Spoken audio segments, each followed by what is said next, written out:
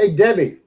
The Hangout is on the air. We are live. This is the Motivation Hi, Manifesto Chris. Mastermind.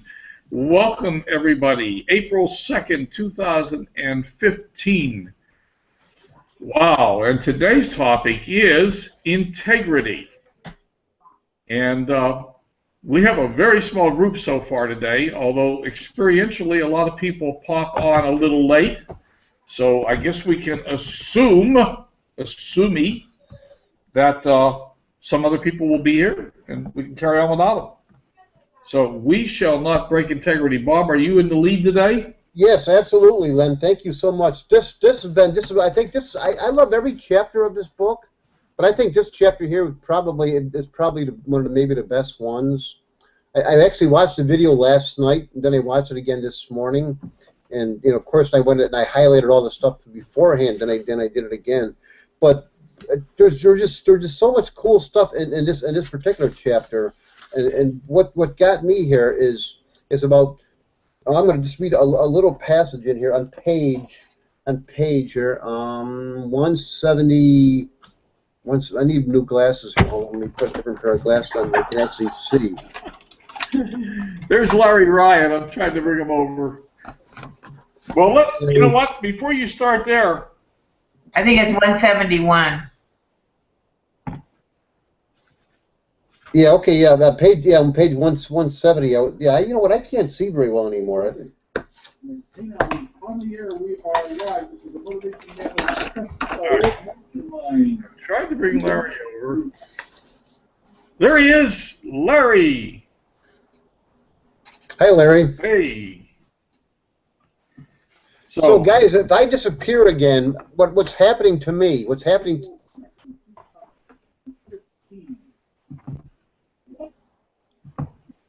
Bob, we lost your sound. Uh-oh, you lost me again? We lost your sound. Oh, man. What's happened? The last thing I heard was what's happening to me. I hear you, Bob. I hear you. Okay. Okay, what's maybe you can relate this to people who can hear me, but what's happening to me is my Google Hangout is going in and out. So if I go away, that's what I'll come back in.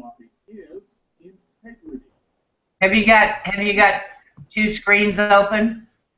You know what? I do have two right now at this point. No, I don't. I just have the Google Hangout open. Okay. Can you hear me now? Yes. Yeah, I can hear you. Okay, good. Yeah. So if I go out, I'll just try to come back in again. So let me just read on page 70. Thanks, Chris, for that clarification here. But he's talking about the questions we need to ask ourselves, and it's the same things when we went through the Guru Code, Len. Like, who am I, and what is important to me, and then the things are, and the different qualities in these areas, like our character, our connections, and our contributions. So, and we need little reminders sometimes about, because sometimes we forget who we are. We forget how we want to be, how we want to show up in our character, how do we want to show up when we're connecting with other people. Bye, Bob. The incredible bouncing Bob. And he made Debbie disappear too. Well, Debbie's been trying to get on with her cell phone, and I still see her here, but I don't know what's going on at any rate. Well, I guess we can pick up the thread and we can chat with ourselves. Integrity is probably one of the most important aspects of us human beings, and I'm going to be the first to admit that I wasn't always full of integrity in my life, and I could go on. I could blame my mother and blame all the circumstances, but the reality is, when I reflect back through my life, I'm not particularly happy with the way I acted sometimes. I've done a few things that I'm not happy with, but the good news is that I'm learning from them, and I'm committed to never doing them again. So, in fact, somebody made a post on Facebook the other day about what the most important characteristic of a person was, and my answer to that was integrity.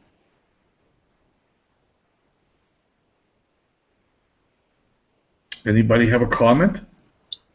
I agree. And like, I think all of us have had moments when our integrity wasn't the greatest. In my old job, I like to think that integrity is a big part of my job, but I know exactly, spots that I cut corners and, screwed people purposely, and that I thought was trying to screw me, and, you get caught up.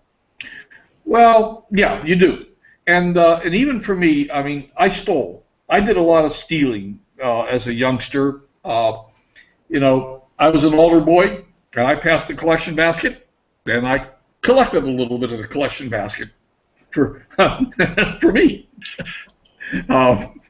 And throughout my young adult life, I pilfered stuff from employers. I thought, well, I can take a few pens home. Well, what's a couple of tablets? They're going to miss these things. And I look back on all that, and I mean, it was small stuff. It was small potatoes. It was $1 here, $1 there, a pen here, a pencil there.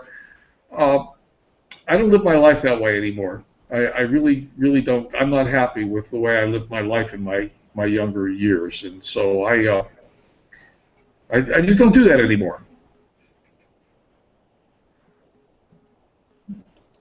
Bob, you're back.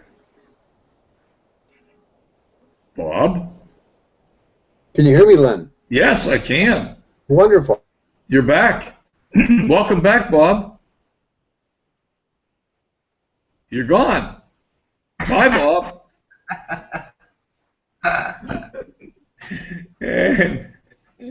Well, it's Larry and Kristen, the Larry, Chris, and Len show. Pass the tacos. I had Subway today. Pardon me? I had Subway today. Subway, okay. You got anything to add, Chris? Yeah. My best friend and I used to go to the mall and steal blouses. Oh yeah. Oh, I was the expert at stealing girly magazines when I was a kid. When I was in my teenage years, I got me all kinds of good girly magazines. Now, girly magazines by today's standards were pretty R-rated. Maybe they might have even been PG in those days. Yeah. But I had my techniques for getting girly magazines. I stole a lot of them. Oh man. Nowadays, when I see people that I just know are going to ask me for money, I already have the money out and just hand it to them. That's an interesting. You raise an interesting point there. Let me carry that theme for just a moment. A lot of times when I see people on a street corner, what would appear to be homeless people, I have mixed emotions. I really want to hand, if they're really truly homeless and they're really truly hungry, I would really love to hand them a couple bucks. But I don't trust them, because my perception is that a lot of people that stand on street corners begging for money don't need money. They make a damn good living doing that. They're not honestly homeless. They In do fact, in my town. Pardon me? They do in my town. It's a very poor town. So how does one know?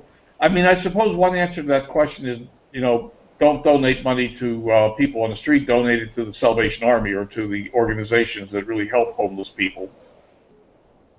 And that's certainly one way to do it. We don't have any of those kind of facilities here in this town. Mm-hmm. For instance, I was in Subway about a month ago, and this guy I'd seen him out on the streets before. He was sitting there counting out change, and I know he was hungry. I just gave him enough to buy a sandwich, and he did. Yeah. What I have done on occasions with people that had an I'm hungry sign was went and bought them a sandwich and brought it back to them, rather than just give them the money. Yeah. So, Yeah, I don't know. Alcoholic drug addicts out there too. Well, but I've thought a lot about that, and let me give you a perception. This is my perception, right or wrong.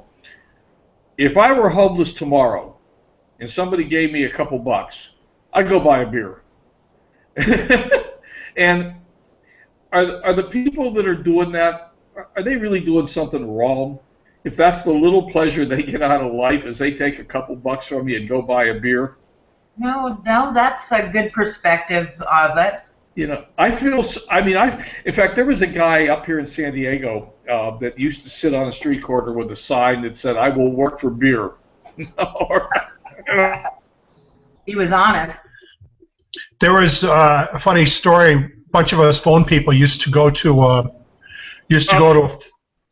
forest preserve by us for coffee in the morning, and there were drug addicts and homeless people living in the forest preserve, and they would come out and they'd be asking us for money, and we never would give them. Oh, I'm hungry, but we always suspected that money would go right to drugs. So one of the girls I worked with one time, she goes, I'm going to buy this girl breakfast. So she got the McDonald's big breakfast, the eggs, pancakes, the sausage, the works. And this girl comes up to us, she goes, "Here, I bought this as breakfast."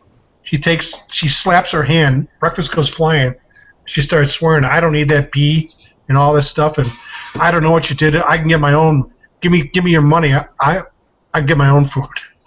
Then the whole situation got a little tense because she was asked. I had to use some of my bad words to get her to leave. Yeah, and I have a son. I don't know if anybody here knows this or not. I don't know if I've said it before.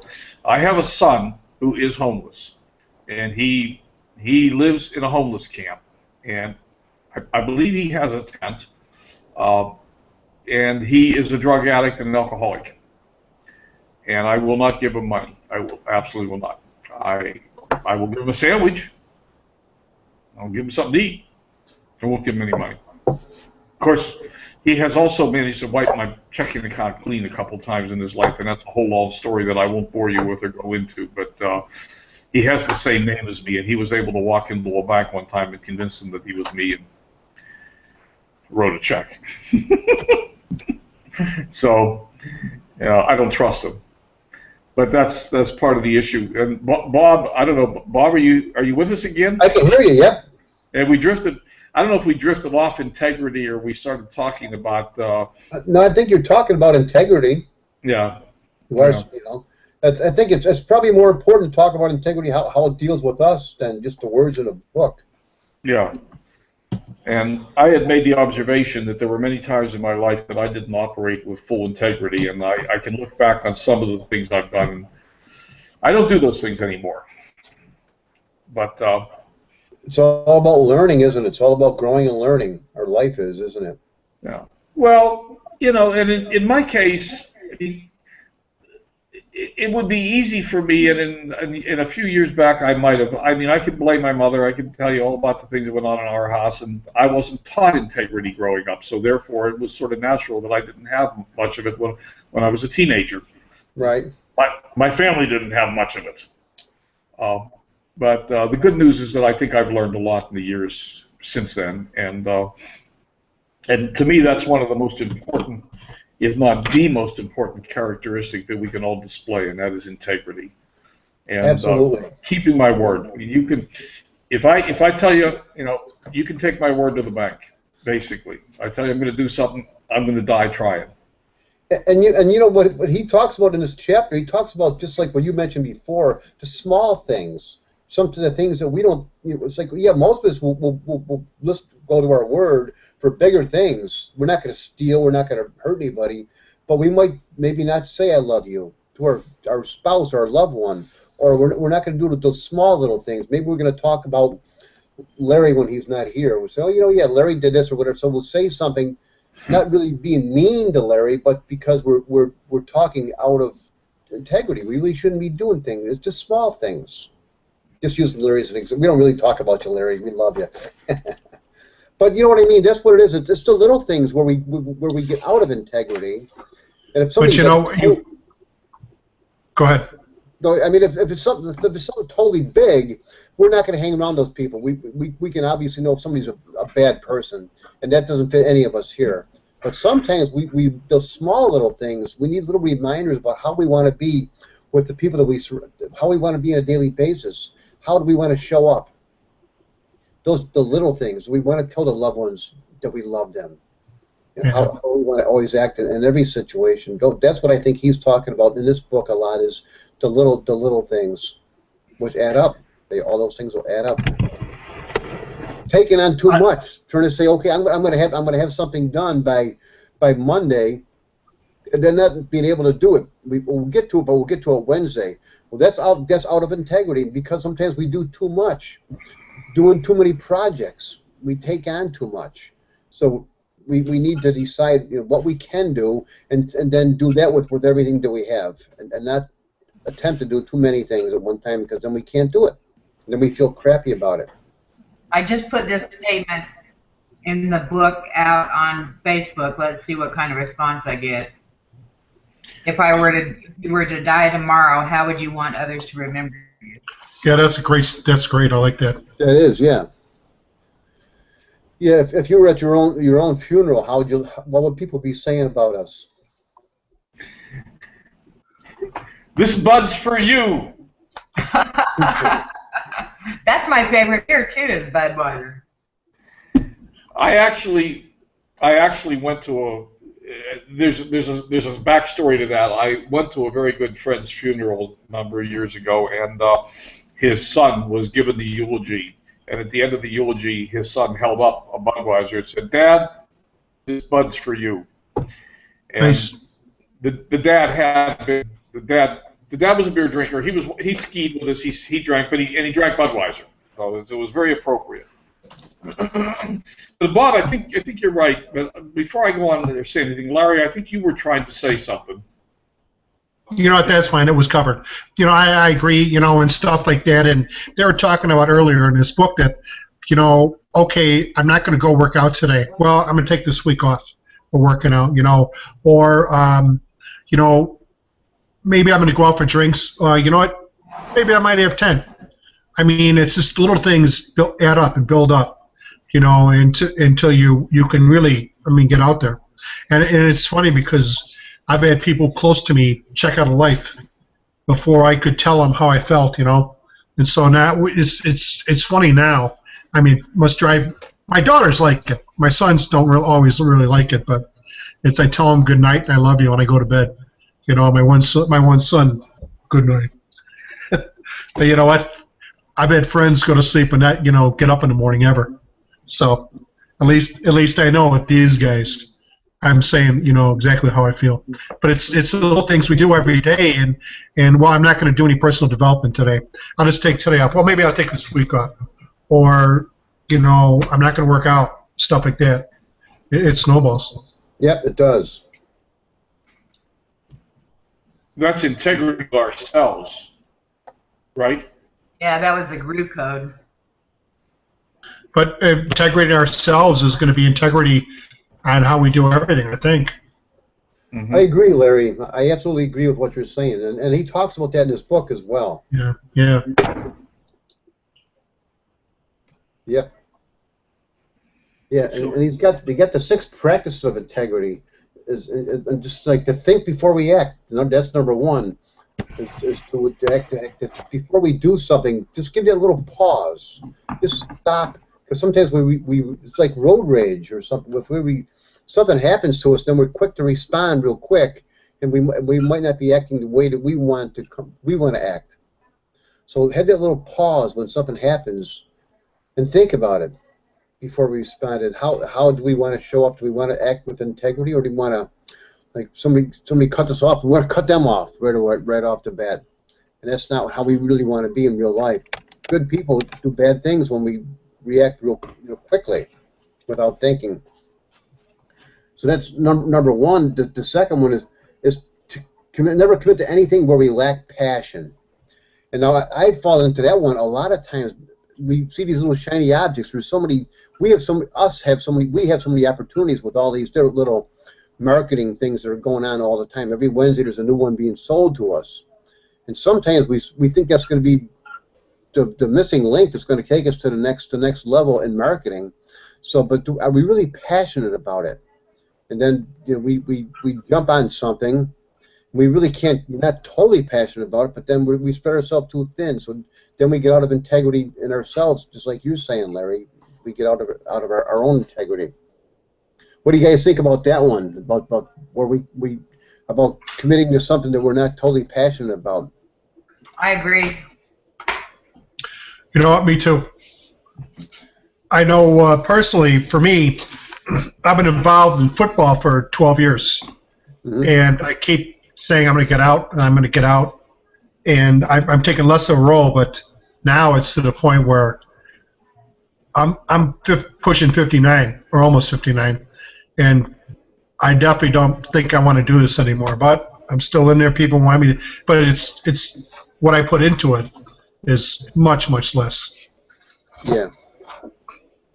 So so you're not really that passionate about it anymore then, right? No, 12 years is enough. Yeah. My little cheerleaders are in medical school and in grad school. Yeah. I did my time. Right. Yeah. So are you playing football or are you coaching it? I was actually president, vice president. I was team rep to the league, and that is specific object. I call the games, the home games, but now I'm vice president of the league. Is And that like for high school or? it's for grammar school. It's from first grade through eighth grade. 4 teams. Wow. 4 teams, an organization. So it's actually kind of fun to see little first and second graders playing football. That is something, huh? Yeah, but that's really then you have me calling the games. But that's really neat, Larry, that you gave that. Right. Yeah. That's huge. Yeah. But you don't want to do it anymore, though, Larry. You're kind of done with it. I think I am. They asked me to come back again, I'm going to come back. But like now, we call the home games. We used to do it at a high school stadium and stuff, and now the park district built us a park. Problem is, I got to call the games from the scaffolding, and I'm thinking, I'm getting too old for this. I don't want to climb stuff anymore. Right. There comes a time to pass the baton. I agree. Sounds like it might be time to pass the baton. Maybe this year you could do an apprentice and having them training to take over your job. Yeah, you know what? But it's funny because I just went to someone's 40th birthday party who has been in an organization from the beginning, and I was actually shocked at the response I was given about me sticking around in the organization and the stuff I've done, because I don't really think I didn't do it to get the accolades I just got that night. I just did it because it needed to be done, and I was actually very happy and almost taken aback at the praise I was given by so many people. I was shocked. They appreciate you. Yeah. That's neat. And they might suck me in again. Yeah, it's kind of hard to walk away from that, isn't it? Yeah, it is sometimes. Yeah. Rita just joined us, or has joined us, and I just sent her a message to see if she wants to come across. Is that Debbie's mom? Yes. Oh, it is. Okay. Yes. Let me. She has been on some of the Haynauts, but she's hold never on come across. a second. I'm going to make sure you get Debbie. Yeah. Anyhow, traveling on. No, I think you're absolutely right, Larry. And but I don't know if that's breaking integrity or not. I mean, we go through phases in our life where we're going to do something, and then there comes a time when it's time to move on. It's time for someone else to carry the ball. You've done a hell of a job. Really. All righty. Okay, am I back now? You are back. Or front. Okay, and then here, and this tells where did it go to the same one we're just talking about, Larry? Where the the second practice, don't commit to anything we lack passion. The third one is to always keep our word, and you talked about that earlier, Len, about always keeping our word all the time. I try very, very hard, and I preach the philosophy of never say anything you're not going to do, and do anything you say you're going to do. It's just, if you're not going to do it, don't say it. Just shut up. I think that's why Larry Hochman said not to write down your goals every day. That actually came from Diane. No, I think it was Larry. The Guru Coach. He talks about not saying you're going to do something that you're not sure you're going to do. And Larry I'm sure Larry said the same thing too. But I think during his time, he talked about it. Yeah, and that's one of the challenges that I had with parenting the kids growing up was to try to get them to just, if you're not going to do it, don't tell me you're going to do it. And I still have that issue with my daughter. It's like, don't tell me you're going to do something and then not do it. Just either shut up or do it. It's called shit or get off the pot. Is that what it's called? Yeah, I've heard it. I've heard that before. And the incredible bouncing Bob has bounced again. Yes, he has. Although it says he's still here. No. Yes, no. Yeah. Anyhow, I don't know where Bob went. Bye, Bob. He'll be back. And then we'll just carry on. If anybody has anything to say about that, the fourth practice is to always treat others with respect. And that's been a hard one for me. Hey, Bobby, glad you could join us. Are you there? I never thought about doing this though. I wonder if you could add it on to your personal goal sheet to sit and write out who is important to you and why. How shall I interact with them so they are appreciated and experience the best of who I am? What kind of person should I become so that I am happy with how I treat them?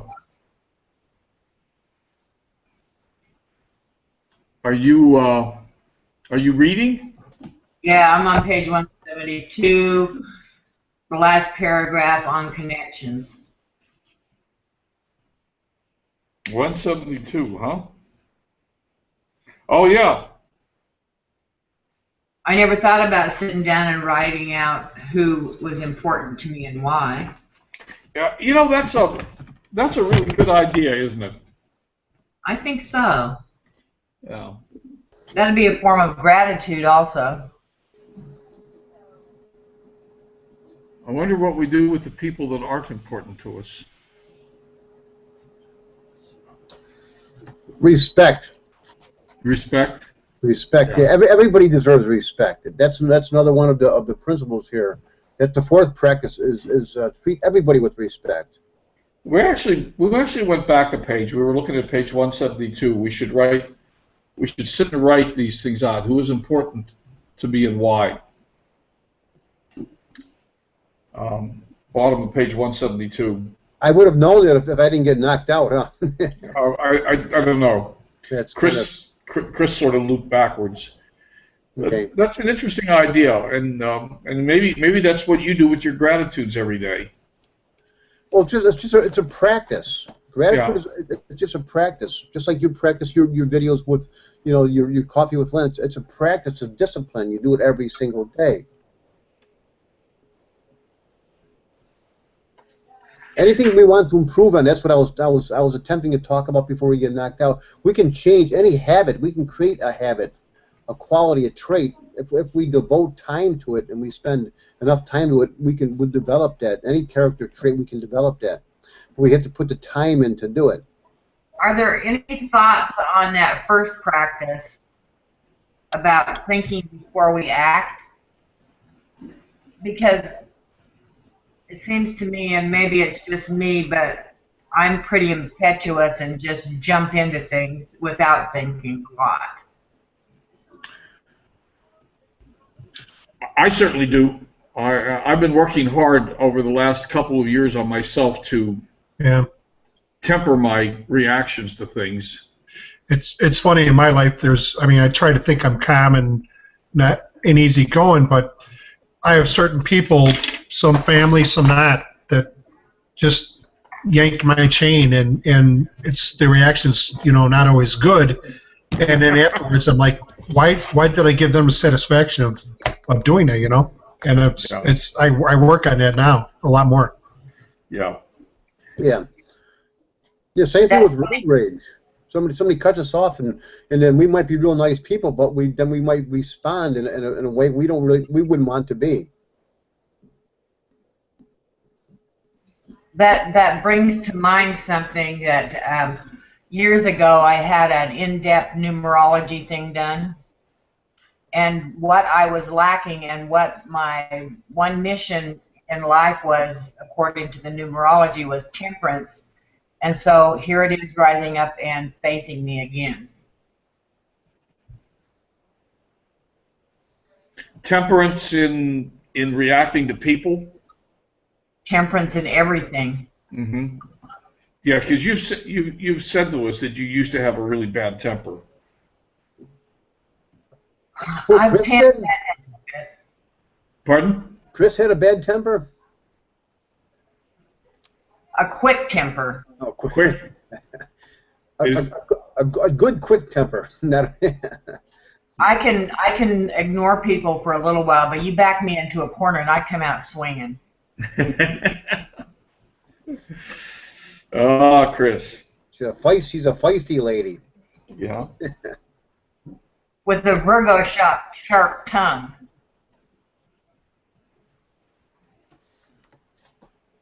So, Bob, what? I didn't get a response from Rita. She's there, and didn't get a response. She's probably just listening. Just leave her alone. Don't do anything. Yeah, she's probably listening.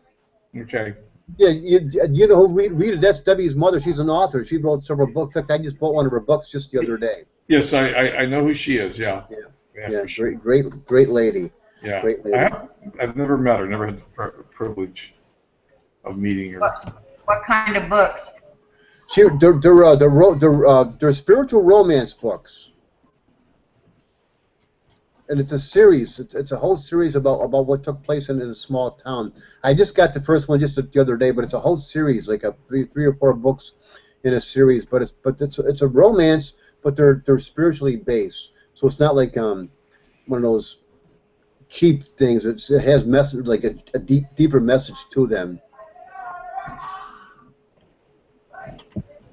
I'll tell you what I've learned from those trashy romances is a lot of history.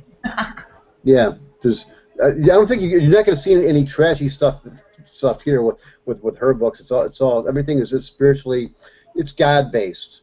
It's all based on God. So probably something you'd want to give to your children or your grandchildren. That kind of a book with a whole big storyline, a whole big series right into it.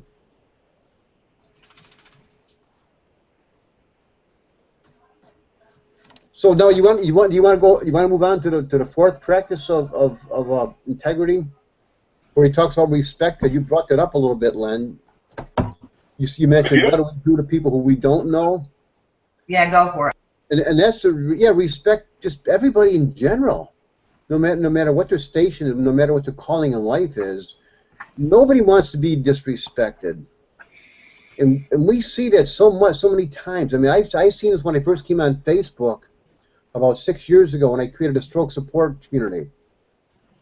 And a lot of people, for whatever reason, they don't like somebody else, so they'll block them on Facebook, or they'll just they'll just treat other people with disrespect, and they'll say, well, this person does this, so let's block them, let's kick them out of the group. They would kick people out of these little groups all the time, and I just couldn't believe that people would do that to somebody, because how would you like to be kicked out of a group? You're participating.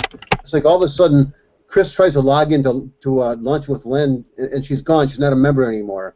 I mean, you would feel pretty crappy, Chris. Maybe because you said something that Len didn't like or something like that. Then you try to get into the group, and you notice that you're no longer a member. It's disrespectful, and it's so easy for us to do that on Facebook because we don't see the people. But it's not just Facebook, but anywhere where maybe we think the person's not that important, so we treat them with disrespect. And everybody wants to be respected.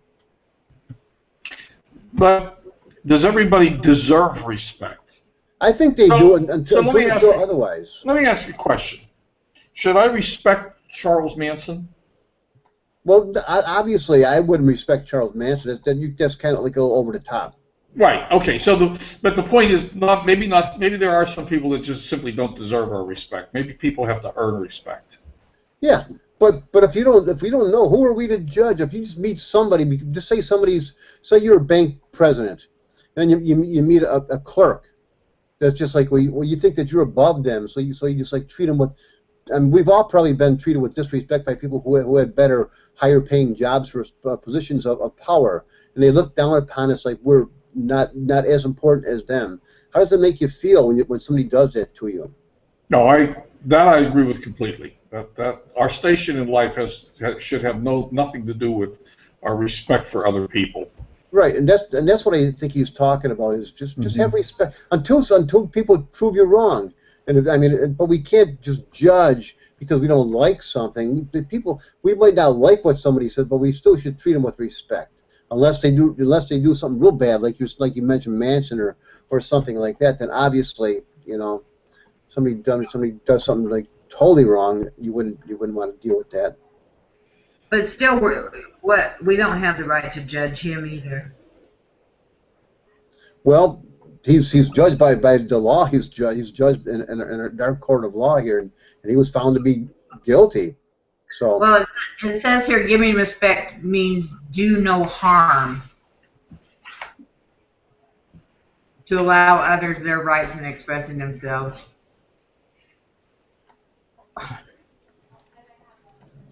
I mean, I don't think Charles Manson is worth our even a thought. no, I don't think so either. Nor do I think anybody that harms people who can't defend themselves, like men picking on women, like hitting women or molesting children, and those kind of people like that. They don't deserve. To me, they don't deserve any respect whatsoever. And that was the point I was making. I think I took an extreme case, but I was making a point. I think that not everybody deserves respect. Right. But I think mostly what he's talking about is just the station in life, like we just people we run into, and I use that example of Facebook because these little groups and things like that where people will say something and then they'll dismiss them, and maybe they'll tell other people to say, well, this person does this, and maybe to you they did, but now they're being disrespected to other people. So we just have to think about how other people are going to feel. We don't want to be hurting people's feelings because you wouldn't want it to happen to you. Nobody wants to have rumors about them or things said about them or anything like that. So we should just treat people with respect until they prove us otherwise. And then even then it should be something big, not just because. Well, I think what you're saying, Bob, is really it's really the fundamental tenet of Christianity. It was the cornerstone of the teachings of Jesus Christ. Absolutely. Do unto others as you would have others do unto you. Absolutely. Yeah. Mm-hmm. And really that is the cornerstone of Christianity. Mm-hmm. And other religions as well, not just Christianity.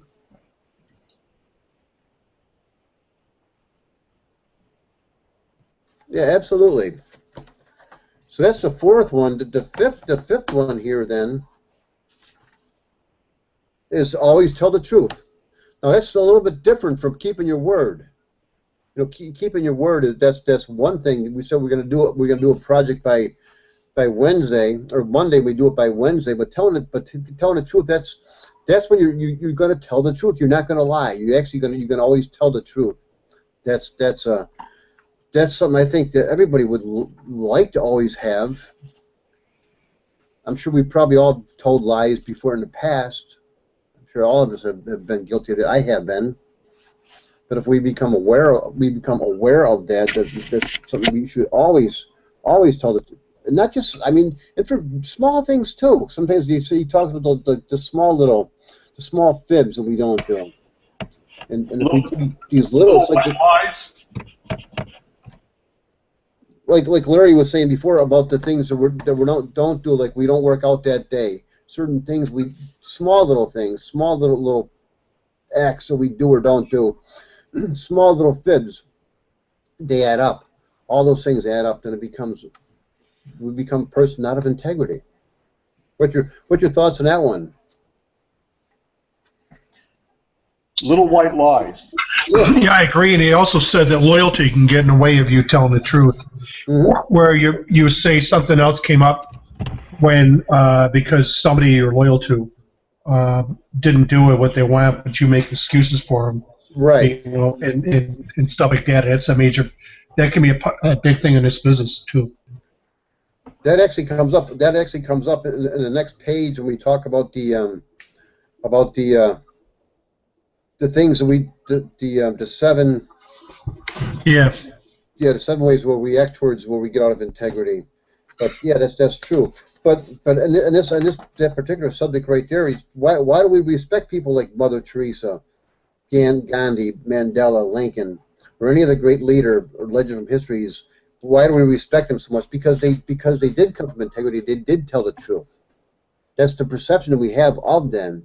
You know, because if you have a perception of somebody who's not telling the truth, Don't you dare. it's gonna spread around. You're gonna get a bad reputation. Then you're gonna be a person of coming not of integrity. Sorry, everybody. And so the next, then we go into, if we have time to finish it here, we probably go over a little bit, but the 7 temptations, and that's where you're mentioning, Larry, where loyalty is one of them. But the 7 temptations where we lose, areas where we lose integrity are impatience, disappointment, desperation, aggression, hurt, loyalty, and power. And then each one of those has a whole description, has a whole page written on it. So maybe we should finish this chapter next week on this, because I think it's such an important chapter, integrity. Well, You know, I think the 7 temptations. I mean, I could see us talking about disappointment for a long time. I think so too.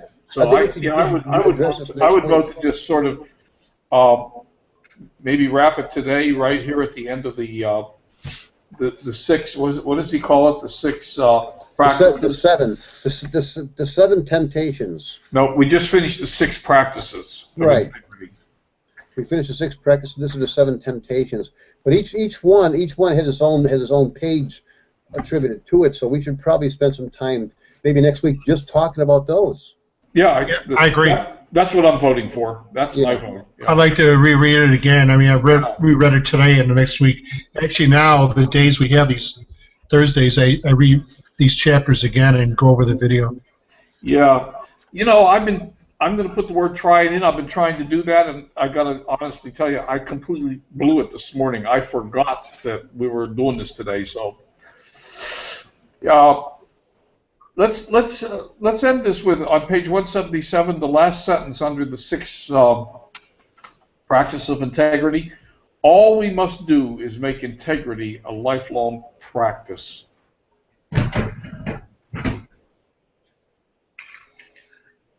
Yeah. And just like what you just said, and I'm not picking on you at all, but sometimes we do, and he brought that up. We do too many things, and then we're unable to do the things that we're supposed to be doing because we just get too many. We get overwhelmed with stuff, and I think we all fall into that mode, especially us that are doing this marketing stuff. We're listening to so many different people. We have so many commitments to be at different webinars and different trainings and programs that we're doing. Then next thing you know, it's like the things that we should be doing, we're not doing them. I agree with that. Yeah. Yeah, I've been focusing more on doing the things that I'm good at, and I'm doing less of the. One of the things that I'm working on, one of the things I'm really going to work on this quarter, I'm going to just focus on the things that I think that are really important, more important to me, and less of the shiny object syndrome. The things that are just like, oh, here's another really cool one. Let's do this. This is going to be great. It's going to set us aside. Like, now, did you guys go into that? Did you go into the? Who was on there last night, Chris? Did you say you went on to that webinar last night? I was on there. Okay. Now, I'm assuming they were selling another package, right? Yeah, they did last night. It was a Diane Hockman one that it was she re-brought out. They haven't had it for a couple of years. Right. Yeah. But you know, I mean, it looks like a phenomenal package. But I've got other stuff that I have to get through first, and it's going to be in the back office, and you can get it if you want later on. Right. It probably is a great package. But, but there's another great package every Wednesday night. Exactly. Every Wednesday there's another great package. Yeah. Actually, the last week, the guy broke down using the CRM, and he wasn't selling anything. He broke down how he uses the CRM, and he did a phenomenal job. Well, that would have been a good one. I didn't see that one either. And then the week before, I missed it, but people told me that they weren't really selling anything. It was using a fundraiser. So I'd go back in their back office and take a look at those two. Yeah. But the guy doing a CRM was so excited and so happy that at one point I thought his eyeballs were going to pop out of his head. Is that right? Yeah. But he was full of life. I've heard the same thing, that was a really good one, and maybe I heard it from you. I know I've heard it. I'll tell you what. Could be because I talk a lot and I repeat stuff. They did not do a good job on the funnelizer. They left a lot of questions.